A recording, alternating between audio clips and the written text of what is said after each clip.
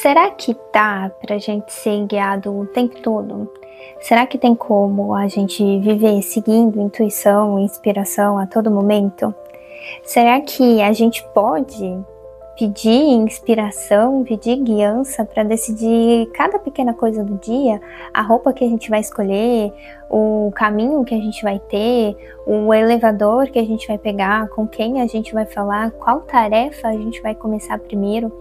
Será que isso é possível? Será que isso tem a ver com a verdadeira guiança?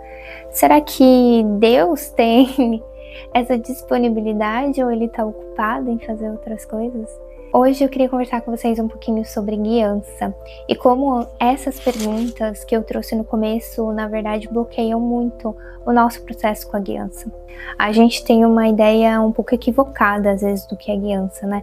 A gente acha que vai ser uma voz na nossa cabeça do além, que vai falar, meu filho, minha filha, faça tal coisa, pegue suas coisas e vá embora, fale não sei o que para fulano, né? A voz do além na nossa cabeça. E muitas vezes a gente que tá nesse caminho espiritual, ou até mesmo que tá num conflito mesmo, precisando de uma guiança, precisando de uma luz, uma inspiração,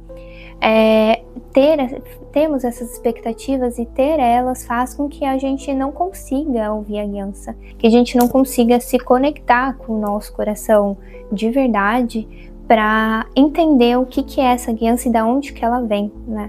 Eu lembro que no início do meu contato com o Curso em Milagres, né, que é um livro que fala muito sobre guiança, porque para ele guiança é a comunicação direta com Deus. Então o nosso objetivo é sim estar em constante comunicação com Deus, porque esse é o caminho de volta à unidade. Lembrando que o Curso em Milagres é um curso não dualista, que não acredita em bem e mal, então, e não acredita nesse mundo, no sentido de que acredita que é uma ilusão e que o nosso caminho de volta é o caminho à unidade com Deus e de todos nós, né? Porque para esse livro, para essa metafísica, nós somos todos um. Então, a comunicação com a guiança, com a inspiração, é um caminho de unidade. Comunicação é união. Não ter comunicação é barreira, é separação. Então, se eu me comunico com alguém, é como se as bordas, as barreiras tivessem se aberto, né? E aí eu estou conectado. Então, a gente tem união nesse propósito, né? Naquilo que a gente está conversando.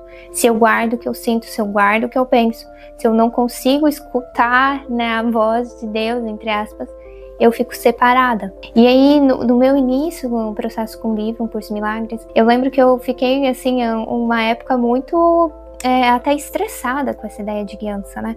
Porque cria-se quase que um peso em cima da gente quando a gente começa a topar esses processos espirituais, né? Porque junto com o processo espiritual, o ego vem, né? A gente nunca faz o nosso processo espiritual, o nosso caminhar para Deus, para a luz, a gente nunca faz ele sozinho, a gente sempre vai carregar as nossas sombras juntas, e isso é bom, né? Ainda bem que elas vêm junto, porque é só assim que a gente consegue trazer essas sombras para a luz e dissolver. Então, na época que eu comecei esse processo, vinha em muito autocrítica, do tipo, nossa, essa voz do além não tá vindo, né? E daí a gente começa às vezes até a se comparar, mas fulano é super intuitivo, Beltrano consegue, tem clareza de tudo que precisa ser feito. E quanto mais eu questionava, quanto mais eu entrava nesse processo, mais irritada eu ia ficando e mais parecia que eu não queria ouvir guiança nenhuma. Porque vinha aquela voz de, nossa, eu não tô ouvindo, deve ter alguma coisa de errado, Deus não está falando comigo, né? Quem nunca? Deus não tá falando comigo, fala com o meu trono, agora que eu tô precisando dessa resposta, não vem, né? Não vem. Que coisa.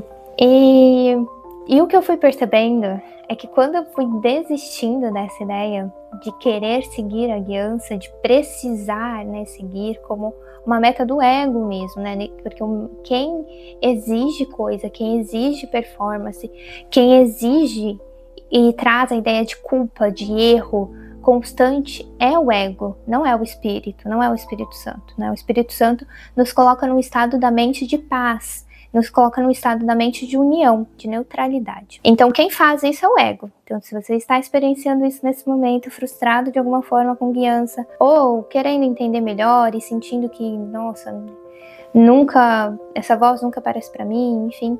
Saiba que isso é um processo do ego, né? E quanto mais eu fui me prendendo a isso, mais angustiada e irritada eu fui ficando com essa história toda.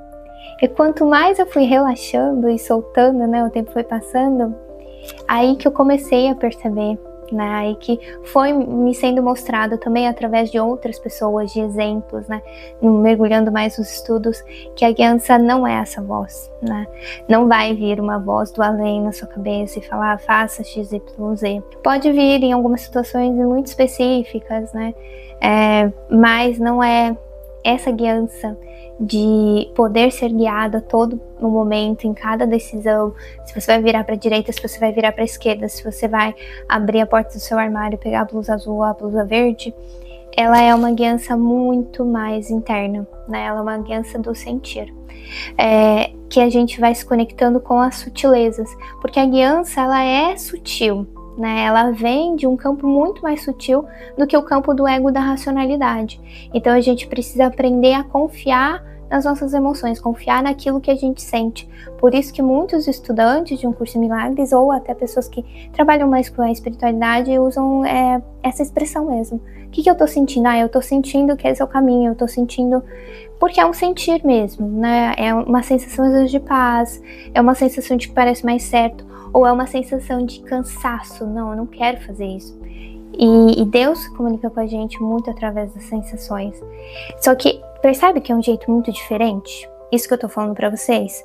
A forma como você se sente, se isso te inspira, se isso te traz a sensação de leveza, se isso te traz cansaço, já é a guiança, já é uma forma, né? Porque Deus está conectado com a gente o tempo todo, gente. É que a gente subestima isso.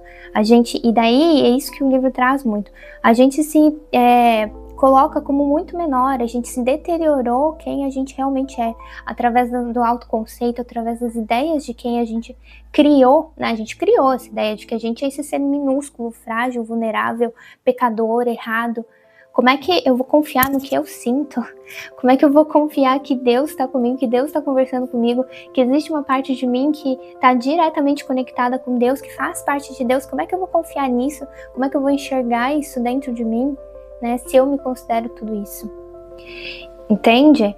Então, é muito diferente, e por isso que a gente às vezes se perde nesse processo de guiança, porque a gente cria uma expectativa que muitas vezes é do ego mesmo, é uma ideia egóica que não está alinhada com a realidade, porque, né, o ego, ele tem esse objetivo dele, é que a gente não consiga sentir a guiança, é que a gente sempre sinta que a gente não é merecedor, que a gente não está aberto, que Deus não se comunica com a gente, que a gente realmente é muito pecador, que nós somos muito errados.